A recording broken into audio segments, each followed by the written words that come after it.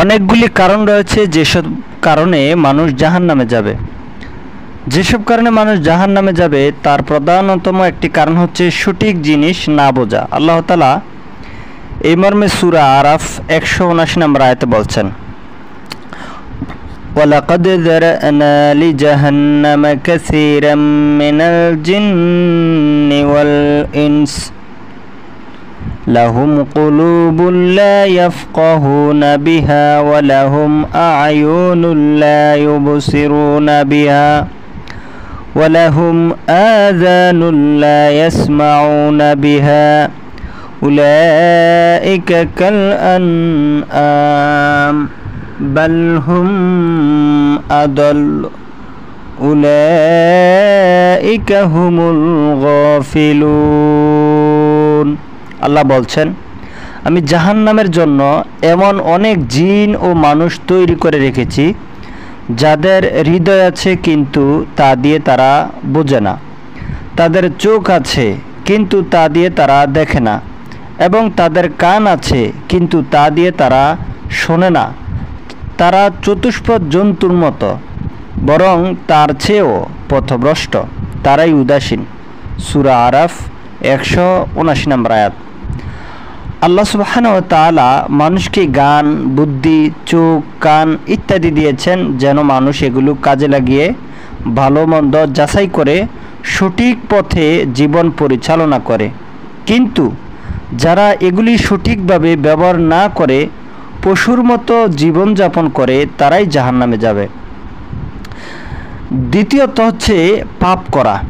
যেসব কারণে মানুষ জাহান্নামে যাবে তার অন্যতম আরেকটি মাধ্যম হচ্ছে যে পাপ করা। সূরা ইউনূসের 27 নম্বর আয়াতে আল্লাহ তাআলা বলছেন, والذين كسبوا السيئات جزاء سيئات بمثلها وترهقهم ذلة ما لهم من الله من عاصم। আল্লাহ বলছেন, যারা পাপ করবে তারা তাদের পাপের সমপরিমাণ শাস্তি ভোগ করবে, তাদেরকে লাঞ্ছনা ঘিরে ফেলবে আর তাদের রক্ষাকারী কেউ থাকবে না। সূরা ইউনূস 27 নম্বর আয়াত। তাহলে দ্বিতীয় কারণ হচ্ছে পাপ করা। তৃতীয় আরেকটি কারণ হচ্ছে কুফরি করা। যে সকল কারণে মানুষ জাহান্নামে যাবে তার অন্যতম আরেকটি কারণ হচ্ছে কুফরি করা। সূরা মুলকের 6 নম্বর আয়াতে আল্লাহ তাআলা বলছেন, ওয়ালিল্লাযীনা কাফারু বিরাব্বিহিম আযাবু জাহান্নাম ওয়া বিসাল মাসীর। আল্লাহ বলছেন, যারা তাদের প্রতিপালকের সাথে কুফরি করেছে তাদের জন্য রয়েছে জাহান্নামের শাস্তি, আর কতই না জঘন্য তাদের প্রত্যাবর্তন স্থল। সূরা মুলক 6 নম্বর আয়াত। এছাড়াও সূরা কাহফের 102 নম্বর আয়াতে বলছেন, ইন্না আ'তাদনা জাহান্নামা লিকাফিরিনা নুজুলা। আল্লাহ বলছেন, আমি কাফেরদের বসবাসের জন্য জাহান্নাম তৈরি করে রেখেছি। আল্লাহর নিদর্শনাবলীকে অস্বীকার করাটা হচ্ছে জাহান্নামে যাওয়ার আরেকটি অন্যতম কারণ। যে সকল কারণে মানুষ জাহান্নামে যাবে তার অন্যতম একটি কারণ হচ্ছে যে আল্লাহর নিদর্শনাবলীকে অস্বীকার করা। এ মর্মে আল্লাহ তাআলা বলছেন, ওয়ালিল্লাযীনা কাফারু ওয়া কাযযাবু বিআয়াতিনা উলাইকা আসহাবুন নার হুম ফিহা খালিদুন। আল্লাহ বলছেন, যারা কুফরি করে এবং আমার নিদর্শনাবলীকে মিথ্যা প্রতিপন্ন করে তারা জাহান্নামের অধিবাসী হবে, সেখানে তারা চিরকাল থাকবে। সূরা বাকারা 39 নম্বর আয়াত। তাহলে আল্লাহর নিদর্শনাবলীকে অস্বীকার করা হচ্ছে জাহান্নামে যাওয়ার আরেকটি অন্যতম কারণ। তারপরে 5 নম্বর হচ্ছে যে সকল কারণে মানুষ জাহান্নামে যাবে তার আরেকটি কারণ হচ্ছে পরকাল বিশ্বাস না করা, অর্থাৎ পরকালে অবিশ্বাসী হওয়া হচ্ছে জাহান্নামে যাওয়ার অন্যতম আরেকটি কারণ।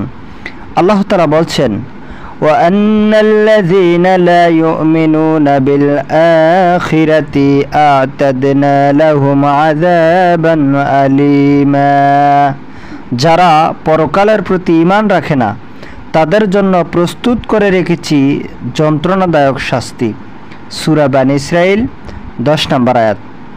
এছাড়াও আল্লাহ তাআলা অন্য আরেকটি আয়াতে বলছেন, وَأَعْتَدْنَا لِمَنْ كَذَّبَ بِالسَّاعَةِ سَعِيرًا। আল্লাহ তাআলা বলছেন, যারা কিয়ামতকে অবিশ্বাস করে আমি তাদের জন্য জ্বলন্ত অগ্নি তৈরি করে রেখেছি। সূরা ফুরকান 11 নম্বর আয়াত। অর্থাৎ পরকালীন জীবনের ধারণা অস্বীকার করার অনিবার্য ও নিশ্চিত ফল জাহান্নাম। কারণ এই ধারণা অস্বীকার করে মানুষ এমন সব অসৎ কাজ করে যেগুলির শাস্তি জাহান্নাম ছাড়া আর কিছুই হতে পারে না। যারা নিজেদেরকে দায়িত্বশীল এবং জবাবদিহি করতে হবে বলে মনে করে না, তাদের জীবন ব্যর্থতায় পর্যবসিত হয়। তারা দুনিয়ায় বসবাস করে লাগামহীন ওটের মতো। তারা অত্যন্ত নিকৃষ্ট পর্যায়ের চারিত্রিক গুণাবলীর অধিকারী হয়। পৃথিবীকে জুলুম, নির্যাতন, বিপর্যয়, বিশৃঙ্খলা, ফাসেকি এবং অশ্লীল জীবন চর্চায় ভরে দেয়। ফলে তারা জাহান্নামের শাস্তি ভোগের যোগ্যতা অর্জন করে। জাহান্নামে যে সকল কারণে মানুষ যাবে তার অন্যতম আরেকটি কারণ হচ্ছে আল্লাহর সাথে সাক্ষাৎ করাকে অস্বীকার করা। আল্লাহ তাআলা বলছেন, ওয়ালিল্লাযীনা কাফারু বিআয়াতিল্লাহি ওয়া লিকাইহি উলাইকা ইয়াঈসু মির রাহমাতি ওয়া উলাইকা লাহুম আযাবুন আলীম।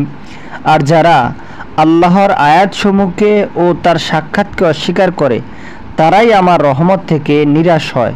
তাদের জন্য রয়েছে যন্ত্রণাদায়ক শাস্তি। সূরা আনকাবুত 23 নম্বর আয়াত।